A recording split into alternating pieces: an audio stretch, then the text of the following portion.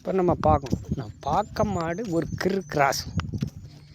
கிராஸ்னாலும் ஒரு 5 10 லிட்டர் தான் கறக்கும். இந்த கிர் மாட்டோட ஸ்பெஷலே ஒரு 5 10 லிட்டரு பொடி மாடு கறந்த மாடு. 5 10 லிட்டர் கறந்தாலும் நல்ல மாடு. நல்ல மாடுன்னா கிலோமீட்டர் தாங்கும், எந்த கிலோமீட்டருக்கு செட் ஆகும். ஆனால் இதில் ஒரு சின்ன பிரச்சனை என்னென்னா, செனை பிடிக்கையில் கொஞ்சம் சிக்கல் இருக்கும். ஏன்னா இந்த கிருமாட்டுகளுக்கு கொஞ்சம் செனை பிடிக்கையில் கொஞ்சம் அந்த குளிர்ச்சியான டயத்தில் நம்ம போட்டோம்னா ஒரே தரத்தில் பிடிச்சிக்கிடும். இல்லைன்னா 2 தரம் 3 தரம் பார்க்கணும். அதான் அந்த கிருமாட்டோட ஸ்பெஷலே அந்த ஒரு செனை பிடிக்கிற பிரச்சனை தான் ஒரு பிரச்சனை.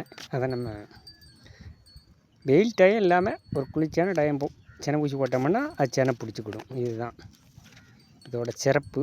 அவ்வளோதான். பால் எந்த கிலோமீட்டருக்கும் தாங்கும். நல்ல மாடு, தரமான மாடு.